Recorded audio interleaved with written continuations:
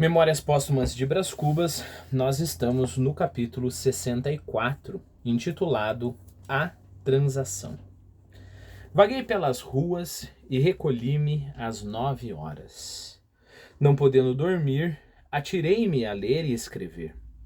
Às 11 horas estava arrependido de não ter ido ao teatro. Consultei o relógio, quis vestir-me e sair.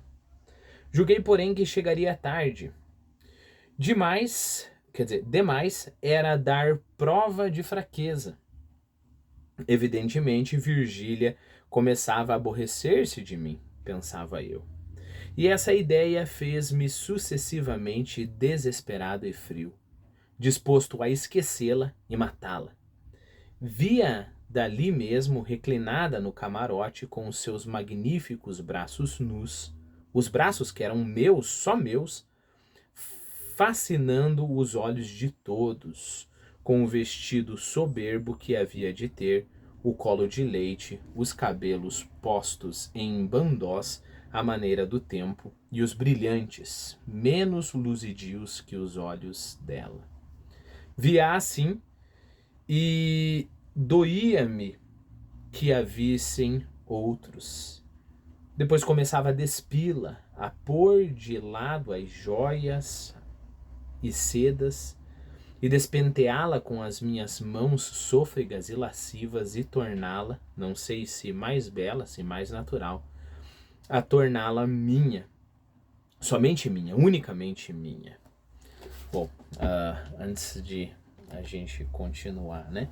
Lembre-se que é interessante ele falar os cabelos postos em bandós. Bandó é quando você divide o cabelo em dois aqui, e em vez de puxar para trás, ele vem pela testa aqui. Como era na época, lembre-se que o presente narrativo do Memórias Póstumas é mais ou menos como o presente narrativo... Não, desculpe. O presente do Brás Cubas é mais ou menos como o presente do Dom Casmurro, né? Então eu tô falando do Brás Cubas morto e do Dom Casmurro velho, isolado, né? E aí, talvez até o Brás Cubas seja um pouco mais antigo, né? No qual quesito? No quesito do que eles contam, né? O Bentinho volta para quando ele era criança e o Brás Cubas quando ele era vivo.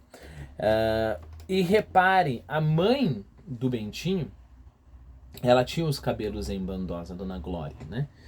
Então, a gente vê que no presente, onde o Brás Cubas já está morto, isso já é uma moda passada. Assim como no presente do Dom Casmurro, quando o Dom Casmurro já está velho, isso também já era uma moda passada. Bom, isso é o de menos, né? Mas tenhamos em mente isso, né?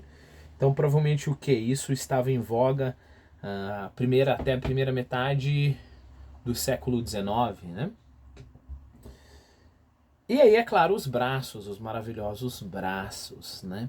Lembre-se que não são poucas vezes que Machado de Assis fala sobre os braços. Nós temos um conto do Machado de Assis intitulado Uns Braços, né?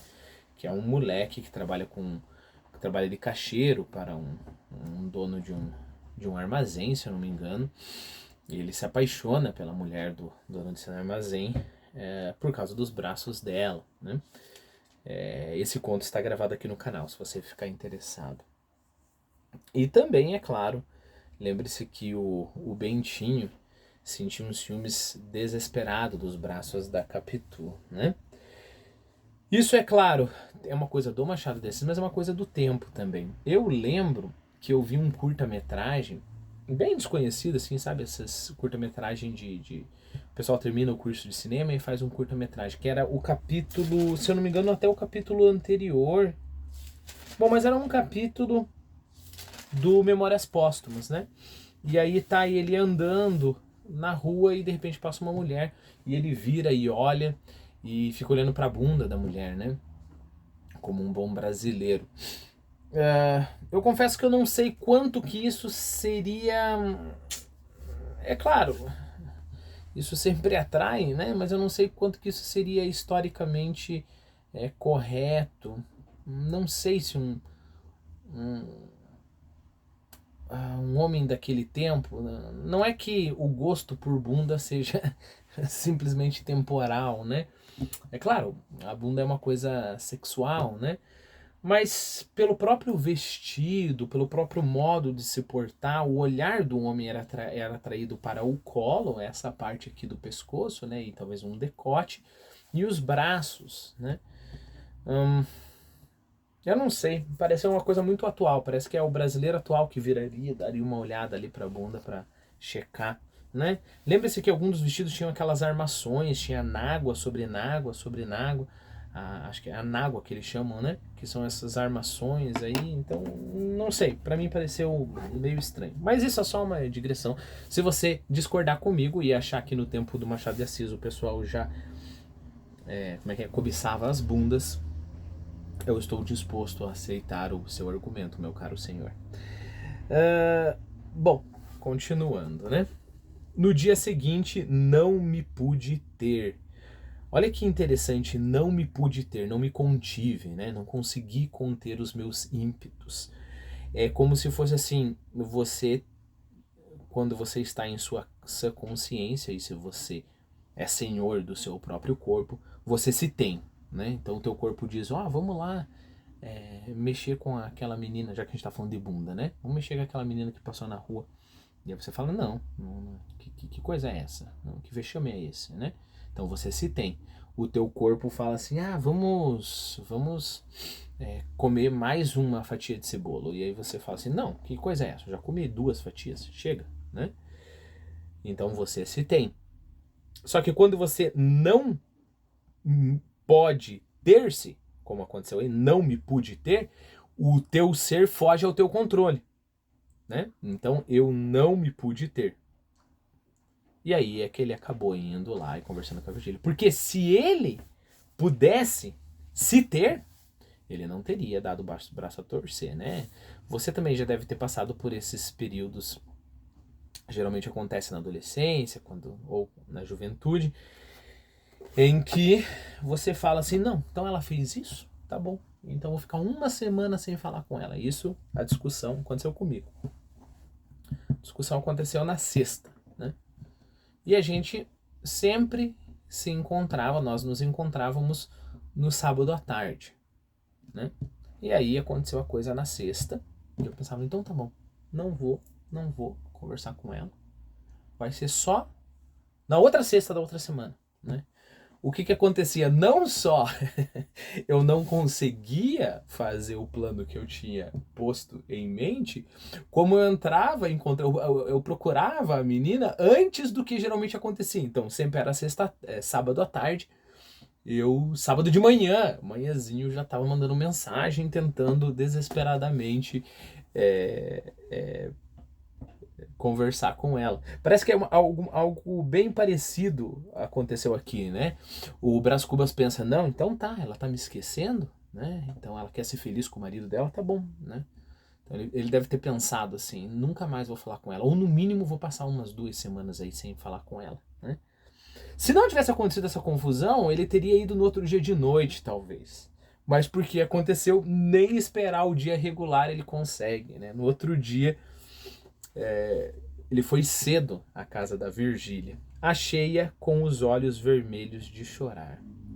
Que houve? Perguntei. Você não me ama, foi sua resposta. Nunca me teve a menor soma de amor. Tratou-me ontem como se me tivesse ódio. Se eu ao menos soubesse o que é que fiz, mas não sei.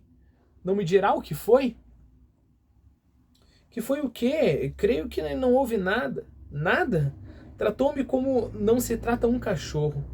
A essas palavras, peguei-lhe nas mãos, beijei-as, e 2 lágrimas rebentaram-lhe dos olhos. Acabou, disse eu.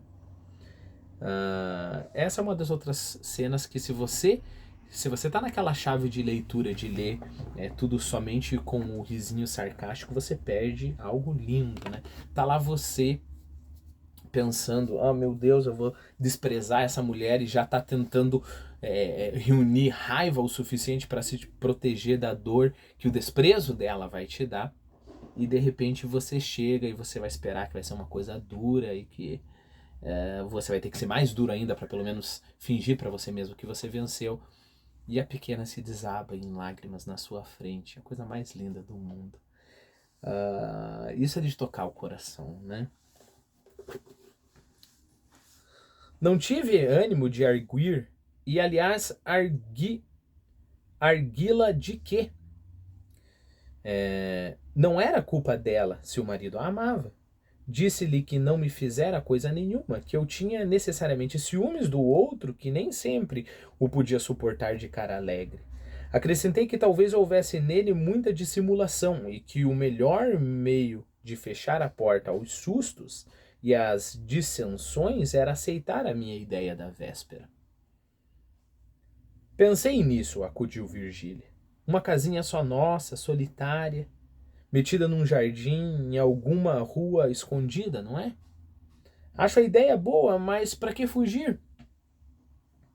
Disse isso com um tom ingênuo e preguiçoso de quem não cuida em mal. E o sorriso que lhe que lhe derreava os cantos da boca trazia a mesma expressão de candidez. Então, afastando-me, respondi: Você é que nunca me teve amor. Eu? Sim, é uma egoísta. Prefere ver-me padecer todos os dias. É uma egoísta sem nome. Virgília desatou a chorar. E para não atrair gente, metia o lenço na boca, recalcava os soluços, explosão que me desconcertou. Se alguém a ouvisse, perdia-se tudo. Inclinei-me para ela, travei-lhe dos pulsos, sussurrei-lhe os nomes mais doces da nossa intimidade, mostrei-lhe o perigo. O terror apazigou-a. Perigo que alguém, é claro, ouvisse, né? Não posso, disse ela daí a alguns instantes. Não deixe o meu filho. Se o levar, estou certa de que ele me irá buscar ao fim do mundo. Não posso. Mate-me você, se o quiser, ou deixe-me morrer. Ah, meu Deus, meu Deus. Sossegue, olha que podem ouvi-la. Que ouçam, não me importa. Estava ainda excitada. Pedi-lhe que esquecesse tudo, que me perdoasse, que eu era um doido, mas que a minha insânia provinha dela e com ela acabaria. Virgília enxugou os olhos e estendeu-me a mão. Sorrimos ambos. Minutos depois, tornávamos ao assunto da casinha solitária em alguma rua escusa.